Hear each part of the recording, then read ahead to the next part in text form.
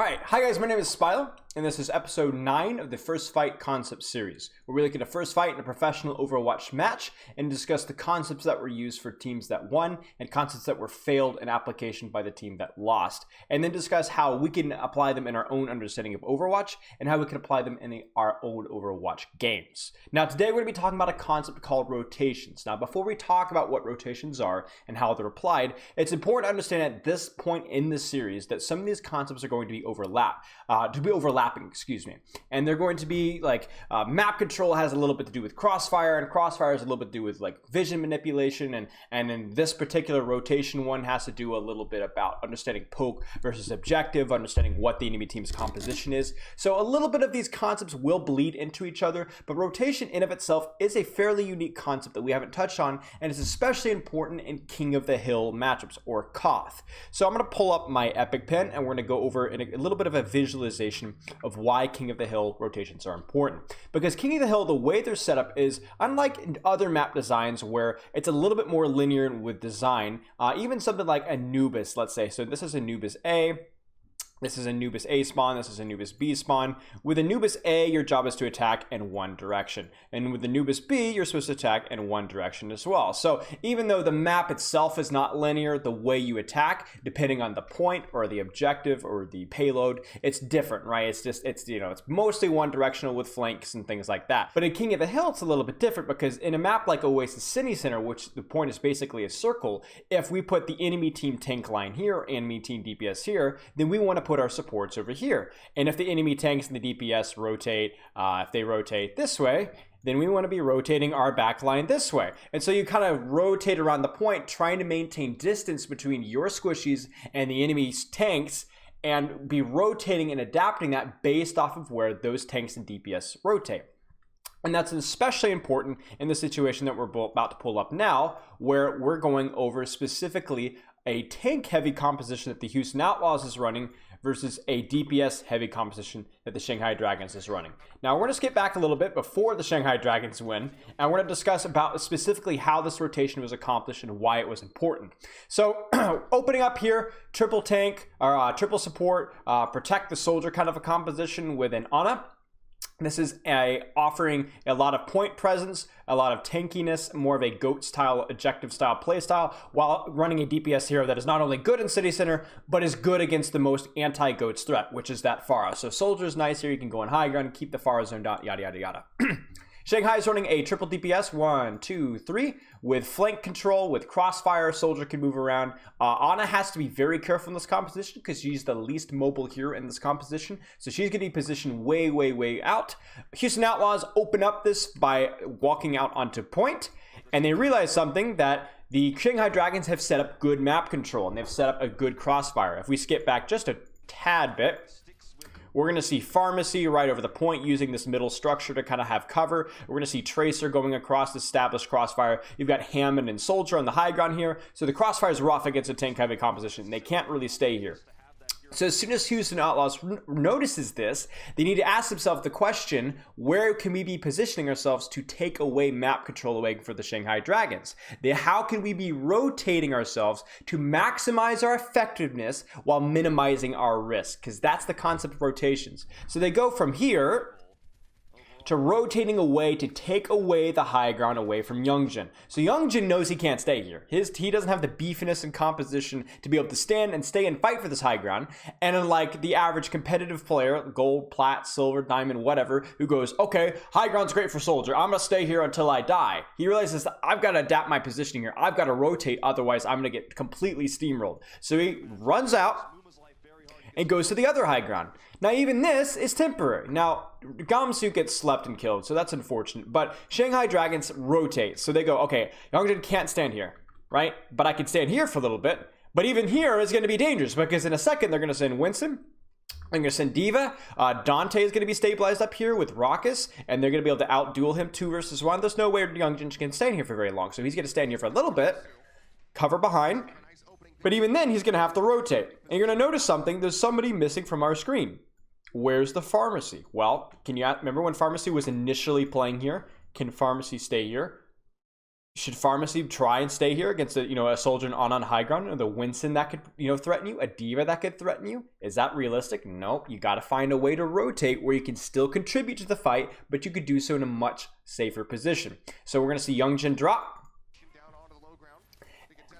Pharmacy's already backed off. Youngjin gets bullied off by the diva. He's going to drop and run to his Ana towards coast. So now we've got a full rotation from Shanghai. They've rotated back. Houston Outlaws have done a phenomenal job of taking away map control and making the crosshair basically non-existent. For Arrakis and Dante right now, all the DPS threats, whether they're down here, over here, over here, or over here, are all in front of the sightlines. And the only way anything can get a crossfire on them is if it comes from behind, where they can work together to bully it out. So this is phenomenal from Houston. All they have to do is stabilize on point here, and they've stymied the Shanghai Dragons. Now in this situation, Shanghai has rotated properly to keep themselves alive, but unfortunately, because Houston is playing their rotation so well, there's nothing that Shanghai could do as of right now to be able to put themselves in a good position to win this fight. But ladies and gentlemen, Houston Outlaws make a mistake. I know as hard as that seems, Houston Outlaws making a mistake, who would have thunk? They make a mistake, and it's a pretty bad one. So Youngjin drops, and Houston gets really greedy. So we've got Arhan up on top here. He's controlling that high ground. That high ground is completely gone. He doesn't need to be there anymore. But then, wait a second. Where did Dante go? This was a crucial part of map control for Houston Outlaws. Not just because, okay, so Soldier can't get back up here, right? So there's no point holding this against Youngjin anymore. But where's the Pharmacy? The Pharmacy is all the way across the map, and that's because the Soldier's on the high ground. When Soldier's on the low ground, where they could, now Shanghai could use this structure and play aggressively, and Soldier, what's Soldier gonna do? So Dante drops. I don't know why. They call it the Youngjin's low. Maybe I have no idea why. Terrible decision from Dante, forcing it. All Houston Outlaws has to say here and just sit here and turtle on point and enjoy the fact that they have map control. But then it makes matters worse. Arrakis drops off. So now all the map control that Houston Outlaws bullied away from the Shanghai Dragons is gone.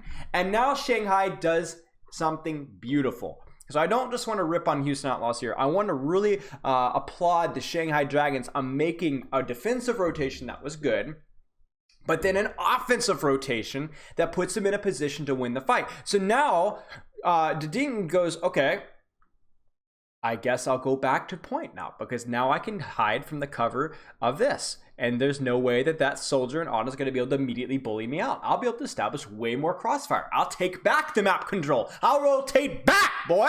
And then Youngjin, who would, if he had gone off on this flank or on this flank, would have been immediately driven out by the Soldier and Ana on high ground.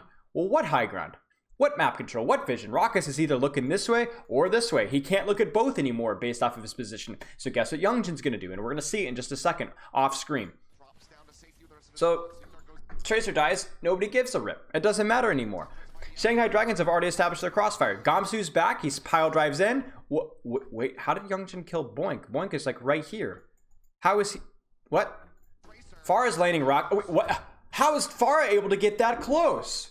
Gee, it's almost as if Shanghai Dragons were given the opportunity to rotate back aggressively as to find the most effective position for them to be in now that that position was safe again, and then capitalize off of it. And Metro on the flank, ladies and gentlemen. Youngjin is able to come back onto this side, and because the Ana and Soldier were no longer on high ground, with good vision, with good scope of where the enemy team was, and able to bully out positions like this, they get punished for it. And Youngjin rotates back aggressively the second that he sees that he can. The second he sees he can position aggressively and be safe with it, he rotates back. And Shanghai establishes their map control, their crossfire, they win the fight, and that's that. So, specifically, what makes a rotation a rotation? Now, you've probably heard me say this a couple times, but the definition of a rotation is where can I be on the map to maximize my fight contribution while minimizing my or my team's risk.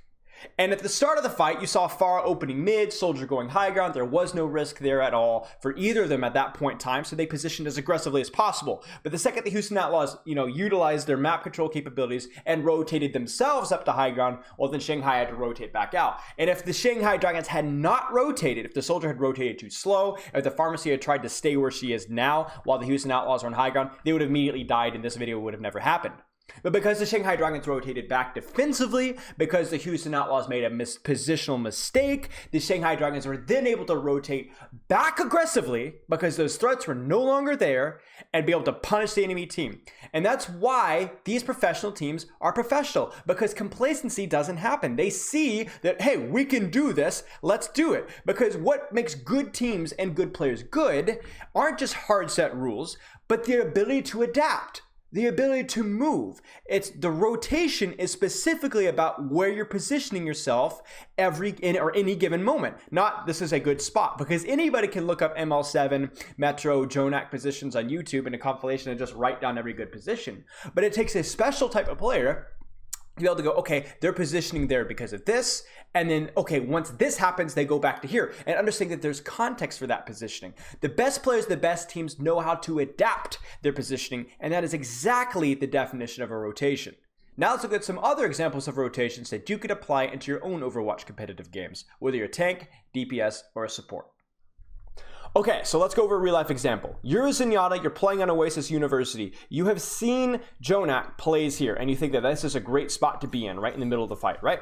But the problem is your team is taking a fight up here. Now remember the definition of a rotation. You should be asking yourself when it comes to positional rotation, where could I be in the map to maximize my fight contribution while minimizing my risk? And if your team is fighting over here, you're like, well, this is a great spot. I saw Jonak hold here. My teams are just morons. Wait a second. Where's the fight? How can you contribute the most to the fight? Well, how about here? Now, all of a sudden, not only do you have a corner, you have a health pack, you can see exactly what's going on, but you're actually in a situation to where you're contributing to the fight, right? And you're not at a lot of risk. So this would be a good rotation going from here to here if your team is playing aggressively and or they're soft holding here.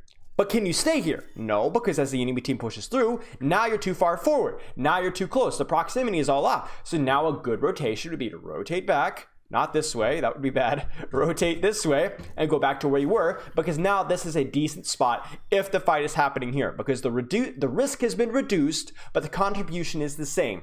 A good example of a support rotation on King of the Hill. Okay, a second rotation involving tanks. Let's say you're on King's Row, and you know that good tanks like to hold at this choke right here. Not up here, too close, but here. Right near where I can get cover, corner, my backlink can kind of position here. But here's the problem. My DPS are going to be positioned here, right? And they're going to be shooting the enemy team as they come to the choke. And you're going to be holding here. But then all of a sudden you go, okay, this is fine, but wait a second. There's an enemy Widowmaker right here.